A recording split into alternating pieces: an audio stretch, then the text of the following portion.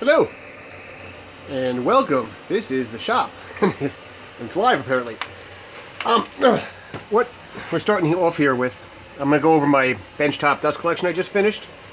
So, this is a small, rigid vacuum that I've had for years.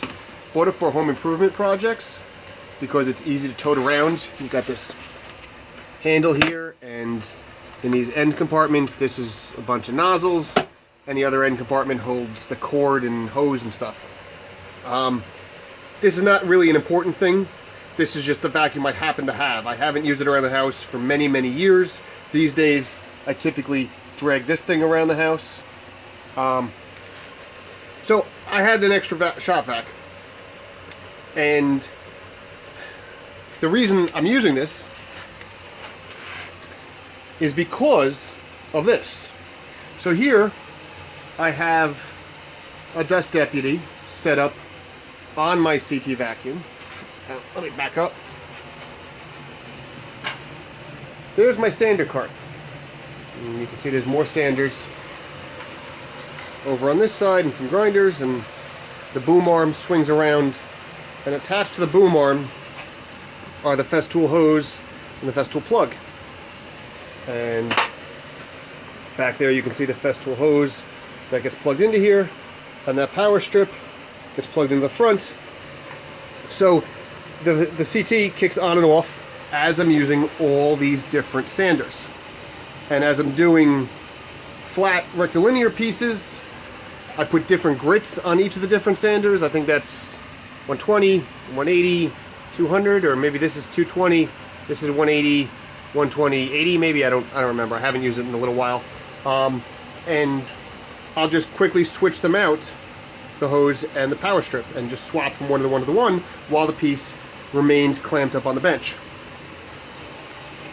But it's a pain in the ass if I want to vacuum in between steps or something's working, because with this big setup I have to disconnect the hose, connect a different hose, because this connection here is pretty useless in terms of vacuuming on the bench.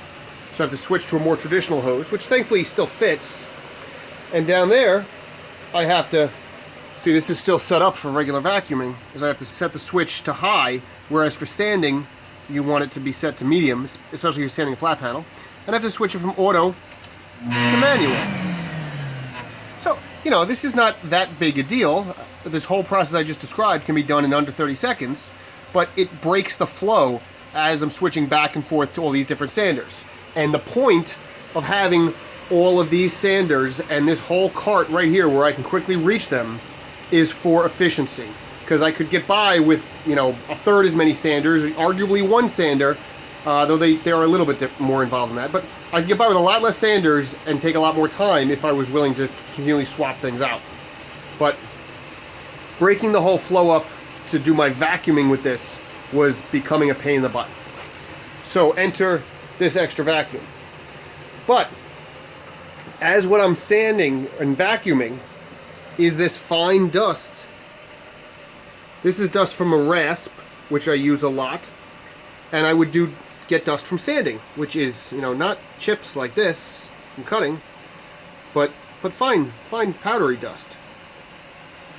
So if I'm going to vacuum up powdery dust like that, even when I use a bag, it's going to clog the filter very quickly, and it's going to really reduce the suction, and I'm going to be changing it out. And on this particular vacuum, with this thing that unlocks, it's frustrating to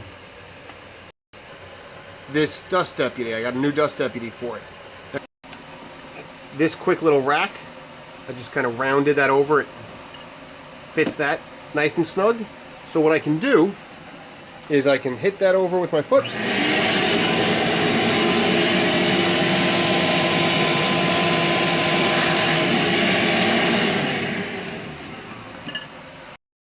Done. Just live in that back there. As I clear crap away, it'll get tucked in a little bit tighter. Okay, get out of the way. Put the dust deputy up here.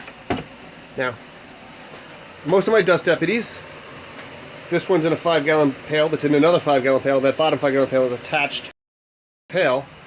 And this one is connected only to the miter saw.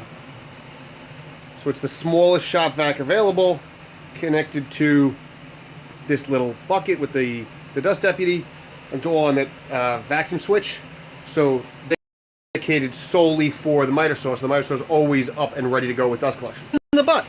You're doing it infrequently, so it's not that big a deal. It's not the deal killer that switching the hose constantly was. But I wanted to do something a little different. A little hard to tell in this image, but what I've got is one of these screwable lids. So, let's see. If I leave that there, pick this up, and I can screw the bucket off.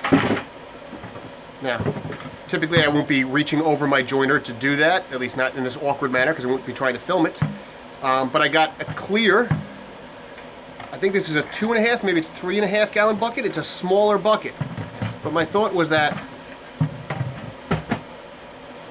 I would be able to see the dust in the bucket. And originally I was thinking to leave the bucket on top of the vacuum, and then maybe put the bucket behind the vacuum. But once I clear all this out, maybe I'll put the bucket in front of the vacuum. I'm not sure, so the location may reduce the benefit of having the clear, or the pink.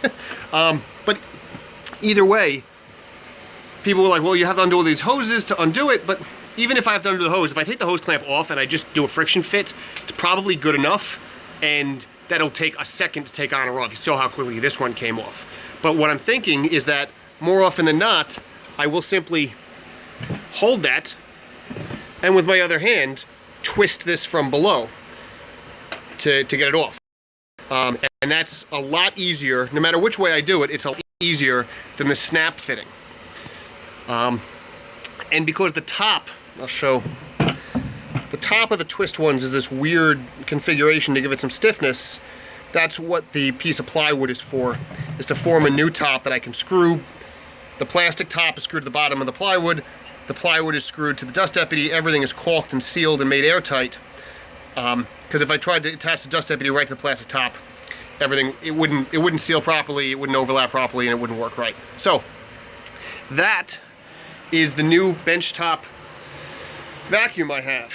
And I think that because I can actuate it easily with my foot, thanks to, through dumb luck, to the big switch on the rigid vacuum, and have the vacuum hose right there and easily grab it and do what I have to do and go back, I think that should make it much more convenient for me to use. And if I find that the hose position is uncomfortable, or it's just 3 quick screws that hold that to the underside of this shelf. So I could easily move that, or just make a new one. It took me a hot 10 minutes to make that rack. I could easily move that and put it where it is convenient. So that's the shop project that's been kicking around for the last, I don't know, last couple weeks as I've had this idea, and it's finally all finished up.